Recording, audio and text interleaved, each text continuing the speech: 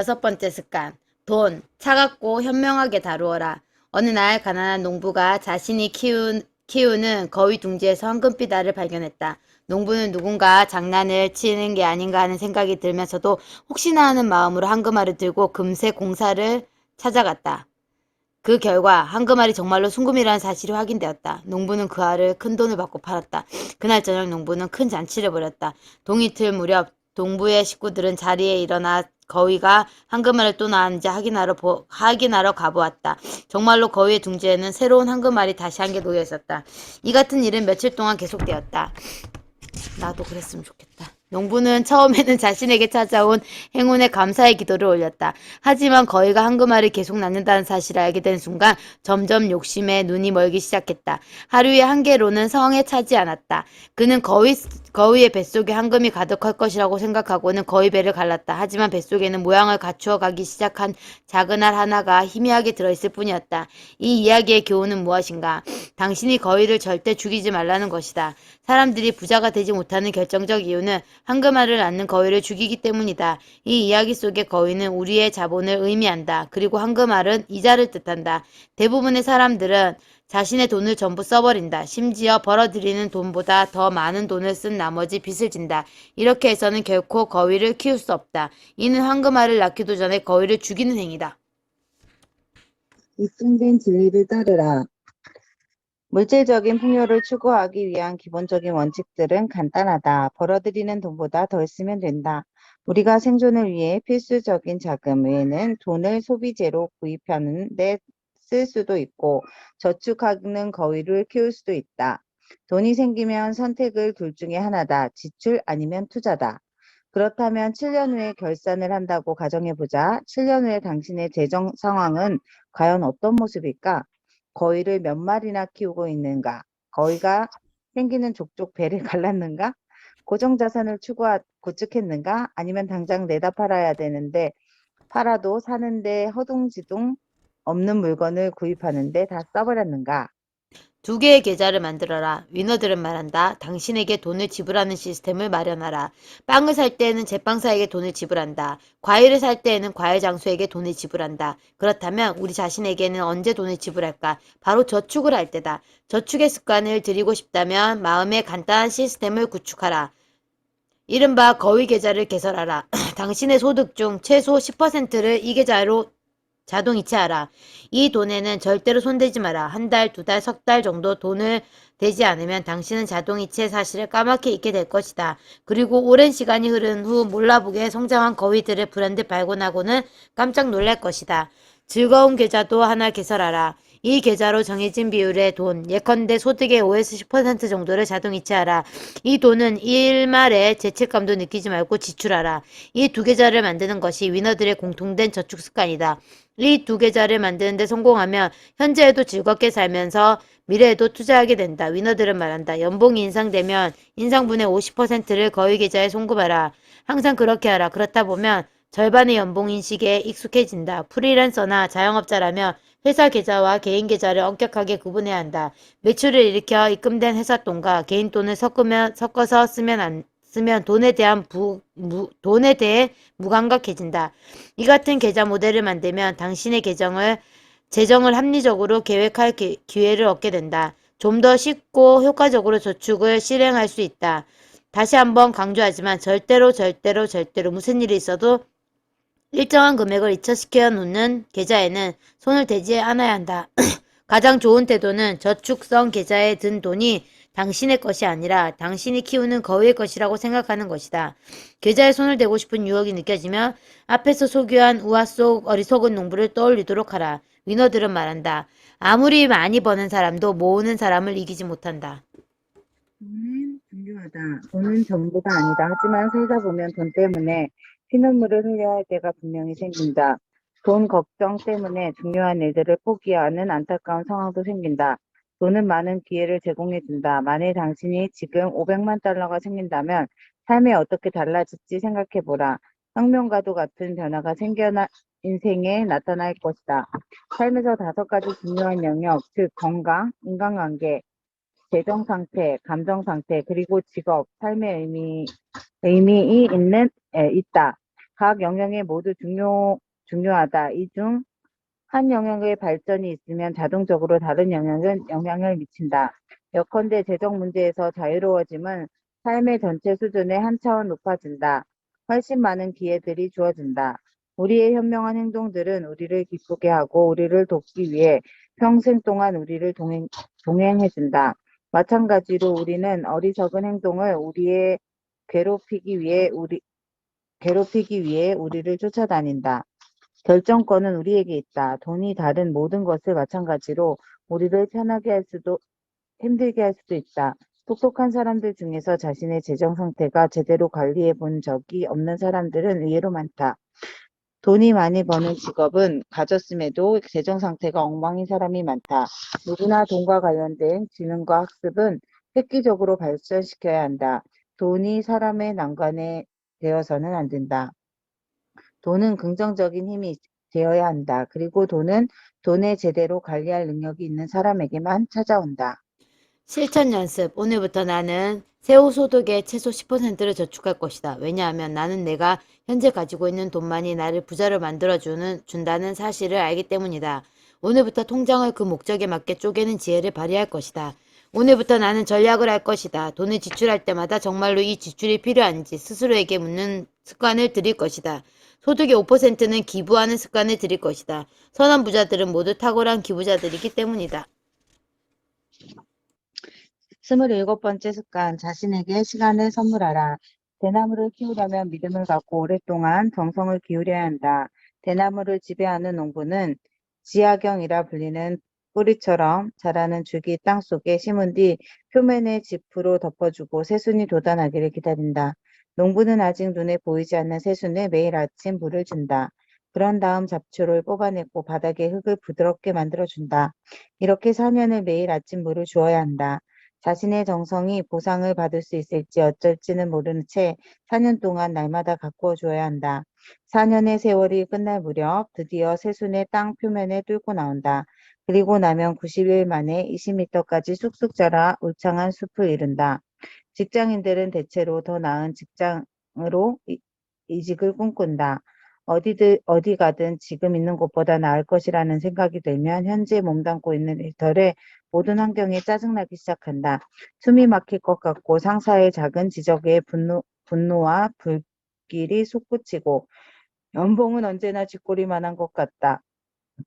의미 있는 성장과 배움은 고사하고 죽지 못해 다닌다. 한마디로 죽지 못해 다닌다. 아, 이직을 하면 자신의 가치와 진가를 인정받을 수 있을 것 같고 뭔가 새롭게 시작할 수 있을 것 같다. 하지만 위너들은 말한다. 가치를 인정받는 사람들은 이직을 고려하지 않아도 늘 영입 제한을 받는다. 즉 정말 당신은 가치 있는 인재라면 당신 자신보다 세상에 그 사실을 더 빨리 알아챈다. 한 가지 냉정한 사실을 알려줄까? 지금 다니고 있는 직장에 출근해 하루 종일 이직할 궁리만 하고 있는 사람들의 환영할 새로운 직장은 없다. 회사의 인사채용 담당자들의 이력서는 수없이 직장을 옮긴 기록을 담긴 지원자들을 좋아하지 않는다. 한 직장에서 오랫동안 근무한 성실한 인재를 선호한다. 당연하다. 기업이라는 조직은 본질적으로 장기 근무자를 선호한다.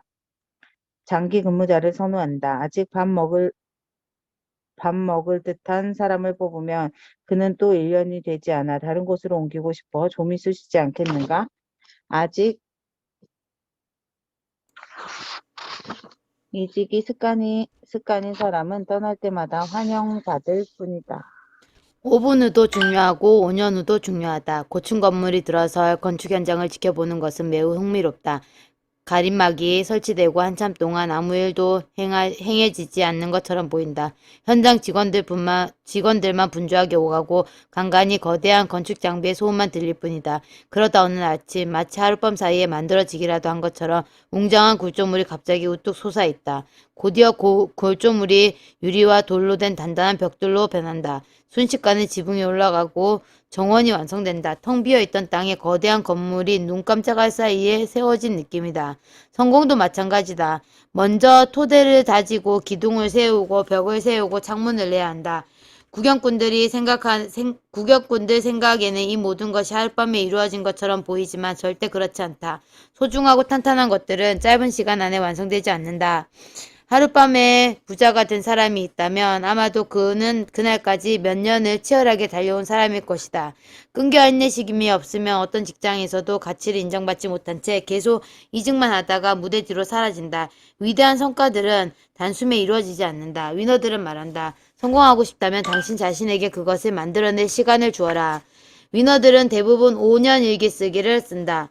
새로운 도전의 결실을 얻기 위해 자기 자신에게 긴 시간을 선물한다. 물론 5분 후의 삶을 위한 기도 단기 계획도 있어야 한다. 하지만 대나무를 키우는 농부처럼 자신을 정성껏 가꾸는데 충분한 시간을 들이는 인내와 기다림을 바탕한 장기 프로젝트도 동시에 진행되어야 한다. 우리는 자신에게 가혹할 때가 많다. 목표를 이루지 못해서 슬럼프에 빠져서 좋은 사람들을 곁에 두지 못해서 배움과 성장이 더뎌서 당장 큰 돈이 없어서 깊은 자괴감에 빠진다. 도대체 너는 지금까지 해놓은 게 뭐니? 너한테 일말의 가능성이라도 있기는 한 거니? 자괴감은 실망과 조급함을 만들어내고 조급함은 그 패배로 가는 지름길이다. 자신을 믿고 기다려줄 절대적인 시간이 필요하다. 당신 자신에게 그 시간을 선물하라. 아이가 걸음마를 뗄 때까지 천천히 지켜봐주고 기다려주면 아이는 거짓말처럼 어느 날 아침 온 집안을 뛰어다닌다. 성공을 위한 추진력과 속도는 매우 이렇게 만들어진다. 모두 이렇게 만들어진다. 실천 연습. 나는 토대가 탄탄하고 구축되지 않으며 어떤 건물도 세울 수 없다는 사실을 안다. 따라서 흔들림 없이 밑바탕으로 만들어질 때까지 인내심의 달인이 될 것이다. 5년 일기를 쓸 것이다. 천천히 돌을 쌓으며 아름다운 건축물을 만들어가는 설계 과정을 느긋하게 만끽할 것이다. 작은 이익보다 담대한 성공을 목표로 삼는다. 영입 제안을 받은 인재가 되기 위해 10%더 하는 사람이 될 것이다. 나의 의미 있는 시간을 선물할 것이다. 그리고 그 시간 동안 나를 사랑하는 법을 배울 것이다. 멋집니다. 28번째 습관, 롤모델을 찾아내라. 어느 유명 셰프의 파스타 요리를 당신도 만들어 보고 싶다면 그렇다. 그 레시피를 얻으면 된다. 아마도 그 셰프는 레시피 개발을 위해 많은 시간을 할애했겠지만 당신은 그럴 필요가 없다. 레시피대로 몇 번 연습하면 유명 셰프만큼 아니더라도 일정한 성과는 얻을 것이다. 그래서 우리는 성공의 레시피를 제공해줄 인물들이 필요하다. 그런 인물들과 가깝게 교류하면 할수록 당신은 성공에 누구보다 빨리 접근할 수 있다. 내가 원하는 성공을 이미 경험한 사람에게서 얻은 노하우와 조언만큼 효과적인 배움은 없다. 우리 모두 것을 저장한다. 고대 그리스의 부모들은 자녀의 하루에 몇 시간 정도 수업을 받는 것으로 만족하지 않았다. 그들은 자녀의 여러 해 동안 멘토와 함께 생활하는 환경을 조성했다. 일상의 멘토와 함께 체험하는 것이 더 좋은 학교라고 확신했다. 이 같은 교육 철학에 의해서 그리스 인류 문화사에 거대한 발자취를 남겼다. 당신의 삶에 가장 강력한 영향을 미치는 것은 당신 주변의 사람들이다. 과장이 아니라 과장이 아니라는 사실이다. 뇌과학 전문가들에 따르면 인간의 주변에서 일어나는 일이 낱낱이 뇌에 저장한다고 한다. 인간의 눈은 성능 좋은 카메라이고 귀는 고기능 이어폰이고 더 정교하다. 이 뛰어난 장비들을 가지고 주변에서 일어나는 모든 퍼포먼스를 촬영 저장한다. 이러한 프로세스는 대부분의 무의식적으로 이루어진다는 장점은 이 프로세스의 최고의 학습이라는 것이다. 수업은 아무리 받아도 영어 회화가 늘지 않았던 사람이 6개월 동안 미국에 다녀온 후 회화 실력이 엄청 좋아진 것은 여기서 속한다. 교과서를 통한 학습의 삶의 기본을 만들고 모방을 통한 무의식적인 학습은 삶의 의미 있는 확장시키게 만들어낸다. 위너들은 말한다. 롤모델을 찾아내라. 아이들은 어른들보다 무엇이든 더 빨리 더 쉽게 습득한다. 모방에 뛰어나기 때문에 인간의 사고방식과 감정에 결과적인 영향을 미치는 것은 출생지가 아니라 자라나고 성장하는 환경이다. 당신의 아이 곁에 뛰어난 사람이 많으면 많을수록 당신의 아이도 뛰어난 사람이 될 확률이 높아진다. 물론 당신도 마찬가지다. 잘하는 사람에게서 배워라. 당신이 촬영하고 저장한 것들은 당신의 인생이라는 화면에 나타날 것이다. 인생에서 주변 사람들은 언제나 석공이고 당신은 대리석 덩어리다. 모두들 자신의 취향대로 당신을 빚기 위해 줄질 것이고 망치질을 한다. 그렇게 이야기된 변화는 좀처럼 되돌리기 힘들다. 그래서 사람들은 누구나 만날 때마다 변화한다. 모든 만남은 서로에게 영향을 준다. 바로 여기에 기회가 숨겨져 있다. 지금까지와는 다른 결과를 얻고자 한다면, 지금까지와는 다른 삶을 살고자 한다면, 롤모델과 접촉하고 교류하는 것이 가장 좋은 방법이 될 수 있다. 롤모델이라고 해서 반드시 거창한 인물일 필요는 없다. 기록의 주변 사람들 중에서 벤치마킹하고 싶은 장점과 강점을 가진 사람들이 있다면 그와 더 많은 시간을 함께 할 방법을 갖는다. 성실함이 최고의 무기인 사람에게서 성실함을 배우고 일기를 탁월하게 쓰는 사람에게서 기록하는 법을 배운다. 요리를 잘하는 사람에게서 요리를 배우고 운전을 잘하는 사람에게서 방어 운전을 배운다. 그들의 지식을 배우라는 것이 아니다. 그들의 태도를 배우라는 것이다. 잘하는 사람에게서 배우면 잘하지 않을 도리가 없다. 선택권은 당신에게 있다. 사람은 일정한 나이가 되기 전에 주변 환경을 스스로 선택할 수 없다. 일정한 나이가 되기까지는 긍정적이든 부정적이든 주변 환경에 내맡겨진 재물인 셈이다. 어른이 되면 당신은 주변을 크게 두 개의 그룹으로 나뉜다. 한 그룹은 당신을 필요로 하고 다른 한 그룹은 당신을 꼭 필요로 하지 않는다. 당연히 당신이 첫 번째 그룹에 성심성의껏 도울 의무와 책임이 있다. 그 의무와 책임을 다하는 과정에서 좋은 변화와 성장을 경험할 수 있다. 반면 당신은 꼭 필요로 하지 않는 그룹에 당신의 삶에 그다지 도움이 되지 않는다. 이 두 개의 그룹 중 어느 그룹과 더 많은 시간을 보낼지 당신의 선택에 달려 있다. 당신의 눈과 귀가 어떤 사람을 더 촬영하고 저장하는지 잘 생각하면 스스로 좋은 답을 찾아낼 수 있다.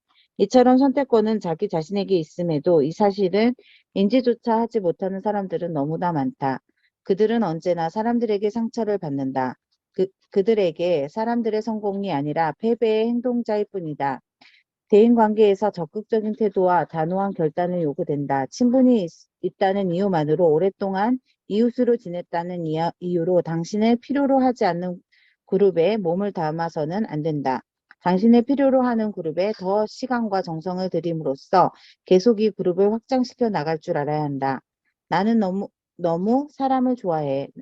나는 정말 친구가 많구나. 이런 말을 들었다면 절대 칭찬이 아니다. 당신은 대인관계를 정리할 필요하다는 강력한 시그널이다. 성공의 선택과 집중은 반드시 필요하다. 당신의 집중력을 방해하는 사람들을 떠나라. 당신의 집중력을 끌어올리는 사람들을 만나라. 실전 연습. 오늘 나는 내가 원하는 것을 먼저 손에 넣는 사람과 대화를 나눌 것이다. 긍정적인 프로그래밍을 꾸준히 반복할 것이다. 들어보지 않았던 팟캐스트, 오디오북, 동영상을 시청하며 뇌의 새로운 자극을 저장할 것이다. 나의 롤모델이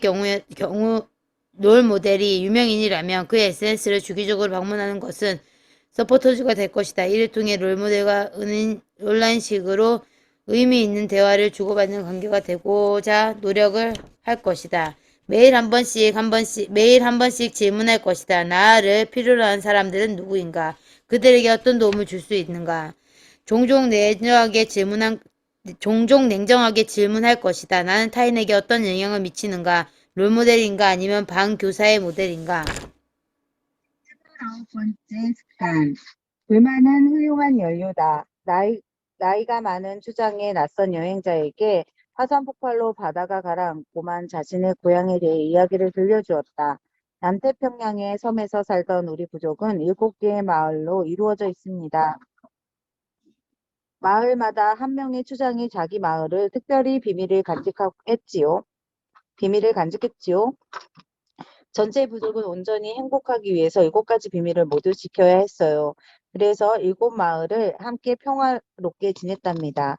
화산 폭발을 했을 때 추장들은 각자 마을의 주민들을 커다란 배에 태워 안전한 곳으로 대피시켰습니다. 하지만 사방에 퍼진 연기와 화산재 때문에 7척의 배로 서로의 시야에만 그만 놓쳐버렸죠. 모두 뿔뿔이 흩어졌고 우리 부족은 그 후로 서로 만나지 못했어요. 여행자가 깜짝 놀라 물었습니다. 다른 마을 사람들을 찾으려고 시도해보진 않았나요? 추장이 대답했다. 물론해 보았습니다. 바닷길로 사람들을 여러 차례 내보냈지만 다시 돌아오는 사람은 아무도 없었습니다. 여행자가 물었다. 어떻게 그럴 수 있을까요? 추장님의 부족 사람들은 모두 훌륭한 뱃사람들이지 않습니까? 잠시 생각에 잠겼던 추장은 다시 입을 열었다. 그렇습니다. 나도 그렇고 조난사고에 목숨을 잃었다고 생각하지 않았습니다.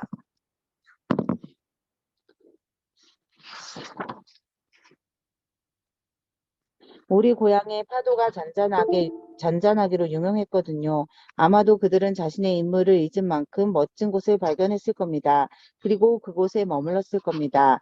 만족감에 굴복한 것이죠. 큰 성공을 거둔 사람들의 공통점 하나. 그들은 모두 삶의 일정 부분에 불만을 품고 있다. 만족할 줄 모르는 태도는 그들을 움직일 원동력이 되었다. 감사와 만족은 다르다. 불만이라는 개념은 우리에게 부정적으로 다가온다. 어릴 적부터 우리는 다음과 같은 말을 들어왔다.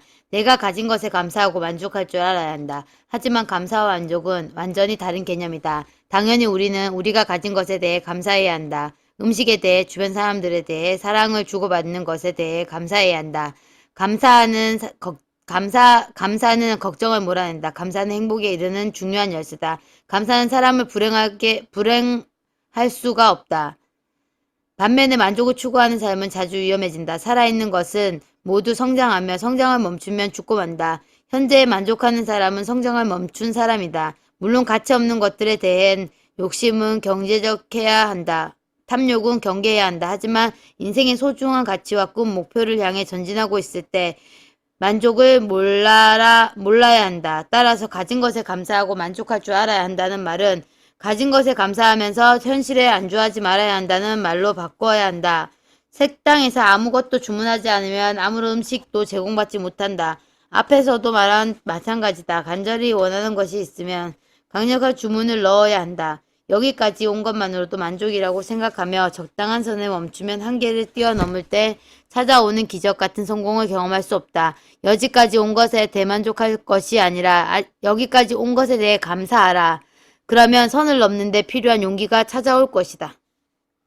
불만의 자유에 도달하는 열쇠다. 불만은 향해하는 여정에 훌륭한 연료가 되어준다.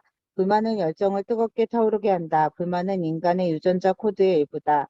끊임없이 불만을 품은 사람은 지속적으로 자기 개발을 하고 새로운 성취감의 목표에 갈망한다. 성공한 미국 CEO들은 다음과 같은 말을 들려준다. 자유로워지면 늘 배가 고파야 한다. 불만의 자유에 도달하는 열쇠다. 불만을 품고 있는 사람들은 자신이 절대로 어느 곳에 장착하지 않으리라는 것을 안다. 그에게는 그 길 자체가 목표다. 자신이 걸어가는 길을 즐기고 모든 순간을 온전히 맛보고 그 순간에 대해 감사하고 또한 잊지 않는다. 민어들은 말한다. 모든 사람의 충족이 최종 목적지가 기차를 타고 있다. 정거장에 도착할 때마다 우리는 잠시 내려서 휴식을 취할 수 있다. 하지만 곧 다시 기차를 올라타야 한다. 최종 목적지까지 도착하지 않으면 불만 속에서 인생을 마쳐야 하기 때문이다. 분명 불만 속에 성공으로 가는 열차를 훌륭한 연료다. 하지만 불만 속에 계속 불만으로 남겨두어서는 안 된다. 불만을 품고 있는 것은 어떻게든 그 불만을 해결하기 위해서임을 간과해서는 안 된다. 불만이 많은 사람들은 영원히 남아서는 안 된다. 영원히 남아서. 불만이 많은 사람으로 영원히 남아서는 안 된다. 내가 잘못 읽은 거야? 네? 261페이지요. 미안. 불만이 가득한 사람을 만나라. 미안. 성공에 필요한 인재를 얻고 싶다면 현재에 만족하지 못하는 사람을 유심히 살펴라. 현재에 만족하는 사람들과 함께 일하고자 있을 필요는 없다. 만족할 줄 아는 사람의 마음은 움직이기가 정말 어렵다. 현재에 만족하는 사람은 적당이라는 태도를 달고 산다. 그들은 안전한 곳에 머문다. 회의를 할 때도 지적을 받을 때도 중요한 프로젝트에 참여했을 때도 언제나 입을 다물고 있다. 늘 중립적인 태도를 취한다. 받은 만큼만 일한다. 일한 만큼 받을 생각이 크게 없다. 불만이 많은 사람은 적극적인 문제 해결의 태도를 보여준다. 승부를 볼 줄 알고 실패를 순수하게 받아들이지 않는다. 도끼를 품고 다음 기회를 노린다. 현재에 만족하는 사람이 잘못 살고 있다는 의미는 절대 아니다. 다만 이런 사람에게 성공이 그저 액세서리일 뿐이라는 것이다. 있고 있으면 좋고 없어도 괜찮은 가치다. 부모보다 현재에 안주하는 사람들은 대부분 냉소적인 태도를 나타낸다. 냉소한 만큼 성공에 치명적인 위험 요소도 없다. 성공을 절박한 사람이 그것을 얻을 때 빛을 발한다. 절박한 사람은 절대 기차에 내리지 않는다. 최종 목적지 가까이 기어코 도착하는데 성공하는 사람은 언제나 자신의 불만을 해결하는데 그 누구보다 절박한 사람이다. 실천 연습. 나는 불만을 긍정으로 평가한다. 불만은 내면에 존재하는 삶의 중요한 원동력이기 때문이다. 따라서 나는 오늘 반드시 해결해야 할 불만 3가지를 종이에 기록한다. 나의 불만에 관한 나의 정의는 타인이 주입시키고자 애쓰지 않을 것이다. 내 불만 해결은 위에 타인을 선동하지 않을 것이다. 각자는 각자의 방식이 있음을 인정할 것이다. 그렇다고 해서 나의 불만을 부끄럽게 여기지도 않을 것이다. 나는 언젠간 독립해서 내 사업을 할 것이다. 그래서 오늘부터 다른 사람의 마음속에 함께 일하고 싶은 사람으로 각인되기 위해 노력할 것이다. 나와 불만의 정의가 같은 사람을 찾아내 그들과 좋은 기회를 모색할 것이다. 30번째 습관, 독수리가 되어라. 오리와 독수리는 모두 새다. 하지만 실제로 이 둘은 근본적으로 다른 존재다. 독수리와 오리는 모두 하늘을 날 수 있다. 독수리가 하늘 높이 원을 그리며 나는 반면 오리는 물가에서만 머문다. 독수리는 조용히 비상한다. 반면에 오리는 언제나 깨끗거린다. 하루 종일 깨끗거리며 운다. 아침에 깨어날 때도 배가 고플 때도 기분이 나빠도 먹이를 빼앗겨도 깨끗거린다. 성과는 없고 깨끗거리기만 한다. 좋지 못한 삶이다. 오리들의 특징. 오리의 특징을 지닌 사람들은 어떤 행동을 하는지 살펴보자. 당신의 호텔의 조식 마감 시간보다 15분 늦게 라운지에 들어갔다고 가정해보자. 만일 오리가 당신을 응대한다면 어떻게 말하겠는가? 죄송하지만 너무 늦게 오셨습니다. 밖에 걸려있는 안내물 못 보셨습니까? 못 보셨나요? 조식은 오전 11시까지만 가능합니다. 깨깨깨. 반면 독수리는 이렇게 제안할 것이다. 죄송합니다. 조식 뷔페는 이미 마감되었습니다. 간단하게 드실 만한 것을 주방에 마련해 드려도 될까요? 혹시 원하시는 메뉴가 있으신지요? 건축자재 사장에 가본 적이 있는가? 광활한 매장의 판매 직원은 단 1명뿐이다. 그는 거의 매장 항상 다른 고객들을 응대하느라 당신이 들어왔는지도 모른다. 이때 당신이 공손히 대화에 끼어들면 어떤 일이 일어날까? 저기 죄송합니다만 밤색 페인트가 어디 있나요? 그러면 오리들은 이렇게 대답할 것이다. 차례를 기다려주세요. 꽥꽥꽥. 몇 달 전 나는 미국 앤틀랜트에 있는 호텔에 체크인하려고 했다. 이미 예약을 해놓은 상태였고 컨펀도 받았다. 그런데 호텔에 도착해 보니 객실이 만실이라는 것이다. 랩선의 직원들은 이렇게 말했다. 원래 호텔에 오버부킹합니다. 하지만 예약 판매로 투숙객에 보장받기가 어렵습니다. 화가 난 나는 내 권리를 주장했다. 하지만 그녀는 같은 대답만 되풀이했다. 호텔이 만실이라는 건 손님이 묵을 방이 없다는 뜻입니다. 죄송하지만 제가 방을 만들어 드려도 되겠습니까? 만들어 드릴 수는 없지 않습니까? 깨깨깨. 책임자를 만나게 해주세요. 다른 직원을 만난다고 해도 결과는 달라지지 않을 겁니다, 손님. 나는 고개를 가로저었다. 다른 직원이 아니라 독수리를 만나게 해달라고요. 독수리요? 어떤 해결 방법이 없다고 미리 단정하지 않는 사람이 말입니다. 이봐요. 나는 지금 독일에 이 호텔을 예약만 믿고 날아왔단 말입니다. 그리고 과연 독수리를 나타났다. 호텔 지배인인 나와 내가 고개를 숙였다. 호텔은 정말 만실입니다. 하지만 손님의 예약에 관련해 생각해 보니 저희 호텔 예약 시스템이 분명 문제가 있는 것 같습니다.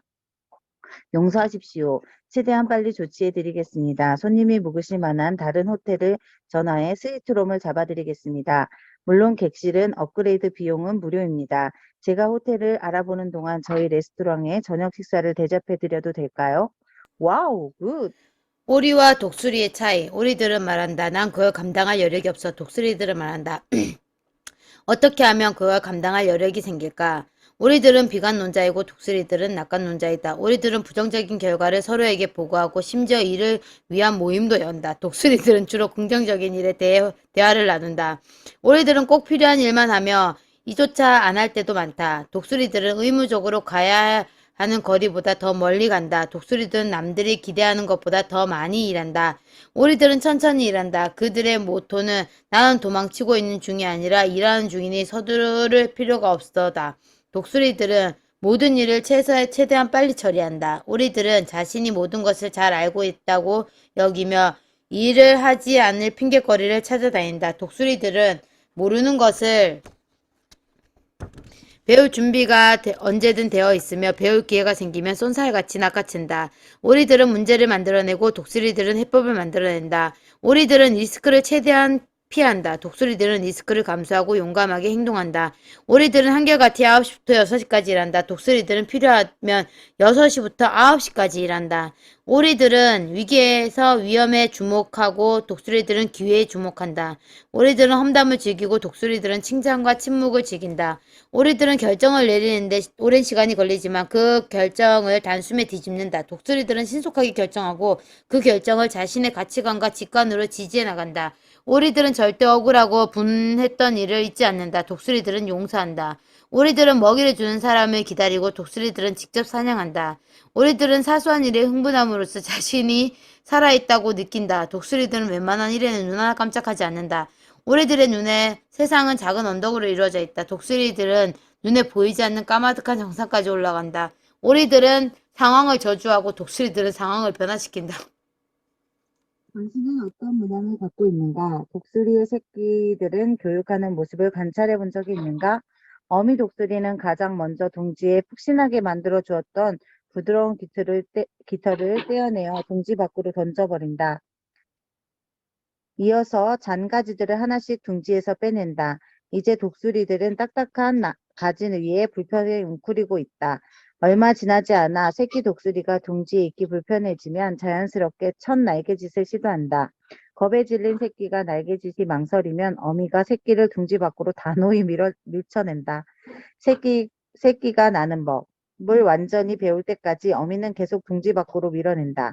독수리의 곁에 있는 사람들은 성장할 수밖에 없다. 독수리는 정체된 세상의 게으름을 용납하지 않는다.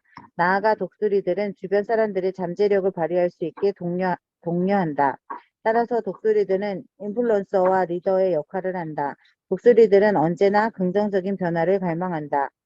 바로 이 같은 사실 때문에 독수리들은 존경받는 많은 가문의 상징적인 문양이 되었다. 독수리 문양을 바라볼 때마다 사람들은 에너지와 도전 정신, 용기를 얻는다. 당신의 삶에 상징하는 문양은 어떤 동물이 새겨 있는가? 오리인가? 독수리인가? 독수리, 실천 연습. 이 책을 첫 장부터 매일 꾸준히 다시 읽는다. 다음 질문을 주기적으로 떠올린다. 내가 가진 최고의 습관은 무엇인가? 함께 가야 멀리 간다는 말을 오늘부터 마음에 새긴다. 누구와 함께 갈지 생각해보고 그를 힘껏 돕는 태도를 보여준다. 이 책에서 소개한 30가지 습관 중 완성한 것은 무엇인가? 라는 질문에 대한 답을 규칙적으로 기록한다. 성장이 가장 탁월한 연료는 기록이라는 사실을 알고 있다. 나만의 31번째 습관을 찾아내기 위해 노력한다. 고생하셨습니다. 고생하셨습니다. 다음 책은